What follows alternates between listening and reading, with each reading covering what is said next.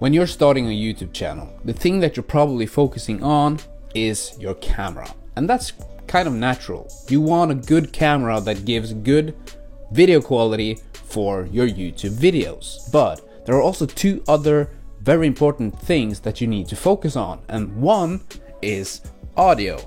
Having a good microphone, not necessarily an expensive microphone like this. This is a cheap USB microphone. And as you can hear, it gives better audio than my internal microphone on my camera does. But the second thing that you should focus on is lighting. This is the first light that I ever invested in for my YouTube channel. This is an extremely cheap light and it's only an on-off light. So the light that you see out of this light is what it has to give you. The second light that I invested in for my channel was this light over here, but this I have the opportunity to change how bright it is. And as you can see, if I turn it all the way up, it's quite bright. But my third light that I have invested in for my YouTube channel, let's turn these two off, is this one. The light that's lighting me now is the Godox ML60 with a softbox and a grid on top of that. And today's video is going to be about the Godox ML60 and why you might be interested in investing in this light. Coming up.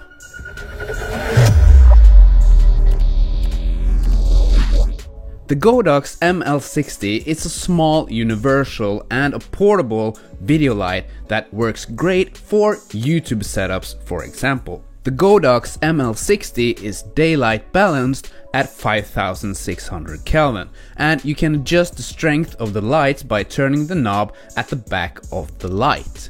You can go from 0 all the way up to 100%, and you can adjust the strength by 1% increments at a time, unlike other lights where it's increased by 5% at a time. Since the Godox ML60 is as small and portable as it is, the fact that it ships with a dedicated carrying case makes it so much easier to bring it along on video shoots. Inside the case you have the ML60 light, a stock reflector, battery grip that also functions as a light stand mount, and the battery plate that can hold 2 NP-F batteries.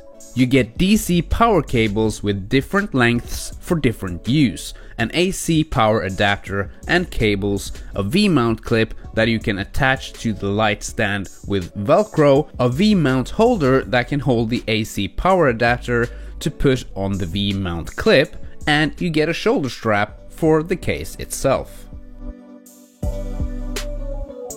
So you get both a battery grip and a battery plate included with the light. For many other lights, this is an accessory you need to pay extra. To make the Godox ML60 portable, you need 2 NP-F batteries to power the light. As I did my research for this video, I found out that the NP-F 970 batteries will work just fine. Most of the Godox lights and the accessories from Godox has the universal Bowens mount. What's important to know about the ML60 though is that this light does not have the Bowens mount.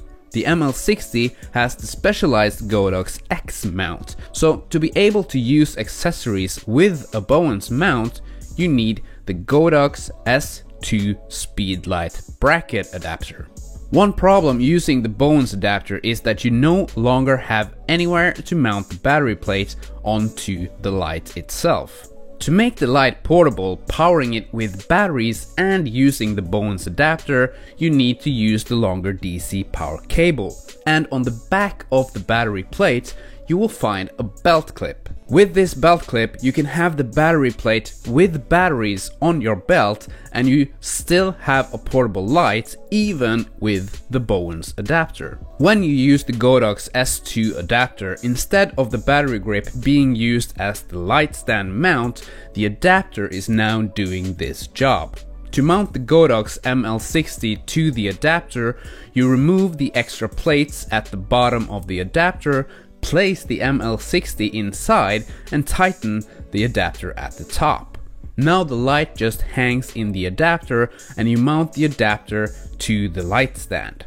The adapter is the thing that holds all the weight of the accessories, like this softbox. The ML60 itself does not do any heavy lifting at all. If you use this as your YouTube setup and you suddenly need to bring the light on a shoot, you can just loosen the light from the adapter, leave everything in place, and just put the ML60 back when you're done with the shoot. Talking about making YouTube videos with this light, there is a fan inside of the ML60, but this is a silent fan, so your microphone won't pick up the fan noise. In fact, you hardly hear anything from the fan at all. You have the option to turn off the fan altogether, but by doing this you are restricted to only 50% power from the light. But as the fan is as silent as it actually is, I don't see why you would need to turn off the fan at all. The ML60 also have some few different standard effects like lightning, fireworks, and the TV effect. Godox has a remote control that you can use with the ML60, and this comes really in handy when you're using the light for a YouTube setup.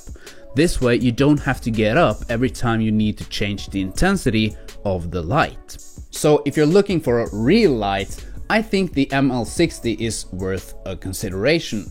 It's not the cheapest light from Godox, that would be the SL60. But if you don't want to struggle with fan noise and you want the portability of the ML60, I think using a little bit extra on the ML60 is worth it. So that's it for this video. I hope you got something out of it. If you did, please hit that thumbs up button down below and feel free to subscribe also. So yeah, maybe I will see you in another video. Bye.